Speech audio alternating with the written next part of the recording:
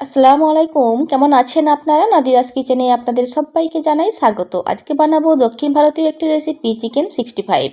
কিভাবে আপনারা বাড়িতেই একেবারে রেস্টুরেন্টের স্টাইলে এই চিকেন 65 বানিয়ে নিতে পারবেন সেটা আজকে দেখাবো।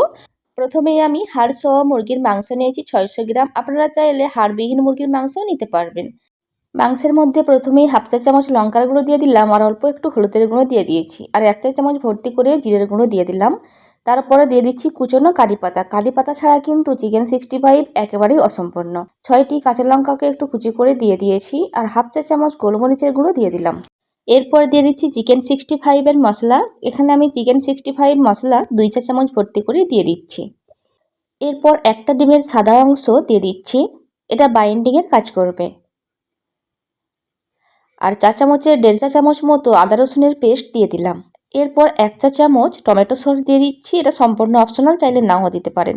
100 গ্রাম টক দইকে খুব ভালো করে জল ঝরিয়ে নিয়েছি, তারপর সেটিকেও দিয়ে দিচ্ছি। অবশ্যই চেষ্টা করবেন টক দইয়ের জল ঝরিয়ে দেওয়ার। দিয়ে একটু মিশিয়ে নিচ্ছি। এরপর 1 চা চামচ ভর্তি করে কাশ্মীরি লঙ্কার গুঁড়ো দিয়ে দিচ্ছি, আর হাফ চা চামচ লবণ দিয়ে দিলাম।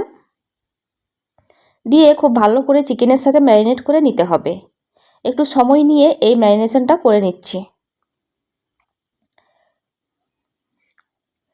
খুব ভালো করে ম্যারিনেট করা হয়ে গেছে।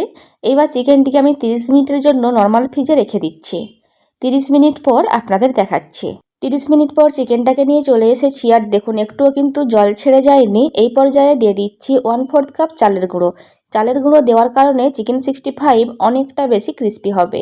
1 টেবিল চামচ মতো ময়দা দিয়ে দিলাম। যদি দেখেন চিকেন থেকে আপনাদের জল ছাড়তে শুরু করেছে, সেই পর্যায়ে আপনাদের কর্নফ্লাওয়ারটাও লাগতে পারে। 1 থেকে 2 চা চামচ সেই পর্যায়ে কর্নফ্লাওয়ার দিয়ে দেবেন। দিয়ে খুব ভালো করে মিশিয়ে নিচ্ছি। খুব ভালো করে মেশানো হয়ে গেছে, আর কোনো রকম রেস্টে রাখার দরকার নেই। আর দেখুন খুব সুন্দরভাবে কোট হয়ে গেছে চিকেনের মধ্যে। এবার এগুলিকে ভেজে নিচ্ছি। গ্যাসের উপরে একটা ফ্রাইং প্যান বসিয়ে দিয়েছি, আর তার মধ্যে দিয়ে দিচ্ছি বেশ কিছুটা সাদা তেল। গ্যাসের ফ্লেমটা এই পর্যায়ে হাইয়ে রয়েছে। খুব ভালো করে তেলটা গরম করে নিয়েছি। গ্যাসের ফ্লেম মিডিয়ামে রেখে আর এই চিকেনগুলিকে একটা একটা করে দিয়ে দিচ্ছি। আমার রেসিপি যদি আপনাদের ভালো লেগে থাকে, আপনারা ইউটিউব থেকে দেখে থাকলে আমার চ্যানেলটি সাবস্ক্রাইব করতে পারেন, আর ফেসবুক থেকে দেখে থাকলে আমার পেজটিকে ফলো করতে পারেন। সম্ভব হলে আত্মীয় পরিজনদের মধ্যে আমার রেসিপিগুলি শেয়ার করতে পারেন। প্রথমে কিন্তু এক পিসটা যতক্ষণ না খুব ভালোভাবে হয়ে যাচ্ছে ততক্ষণ কিন্তু উল্টানো যাবে না, তাহলে কিন্তু এই কোটিংগুলো ছেড়ে যাবে। সেই জন্য এক পিসটা খুব ভালো করে ভাজা হওয়ার পর আমি কিন্তু এগুলোকে উল্টে দিচ্ছি। গ্যাসের ফ্লেম মিডিয়াম টু লো এর মাঝামাঝিতে রেখে আমি ভেজে নিচ্ছি। এতে করে চিকেনটা খুব ভালো করে সেদ্ধ হয়ে যাবে। একটু সময় নিয়ে ভাজতে হবে, তাড়াহুড়ো করা যাবে না। একটু সময় নিয়ে খুব ভালো করে ভেজে নিচ্ছি। খুব ভালো করে দেখুন ভেজে নেওয়া হয়ে গেছে, আর চিকেনটাও খুব ভালোভাবে সেদ্ধ হয়ে গেছে। এইবার আমি এই চিকেনগুলিকে তুলে নিচ্ছি। দেখুন কতটা লোভনীয় লাগছে দেখতে। এভাবে সবগুলিকে তেল ঝরিয়ে একটা টিস্যু পেপারের উপরে রাখছি। এরপর আবারও গ্যাসের ওপর একটি কড়াই বসিয়ে দিয়েছি, আর চিকেন ভাজার যে তেলটি ছিল সেখান থেকে 1 হাতা তেল আমি এই কড়াইয়ের মধ্যে দিয়ে দিচ্ছি। এরপর তেল যখন হালকা গরম হয়েছে সেই পর্যায়ে 8 থেকে 10 কোয়া রসুনকে একটু কুচিয়ে নিয়েছিলাম, সেটিকে দিয়ে দিচ্ছি। এরপর 2টা কাঁচা লঙ্কাকে ছোট টুকরো করে কেটে রেখেছিলাম, সেটিকেও দিয়ে দিচ্ছি।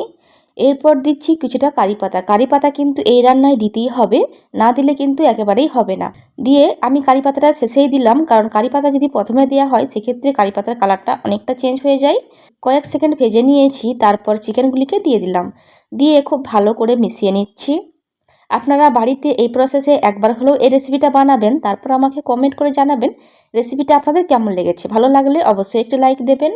আমি ডেসক্রিপশানে আমার ইনস্টাগ্রাম আর ফেসবুক পেজের লিঙ্ক দিয়ে রাখবো, আপনারা চাইলে দেখে নিতে পারেন। আশা করছি আপনাদের ভালো লাগবে। চিকেনটাকে খুব ভালোভাবে নাড়াচাড়া করে নিয়েছি। এইবার আমি গ্যাস থেকে নামিয়ে দিচ্ছি।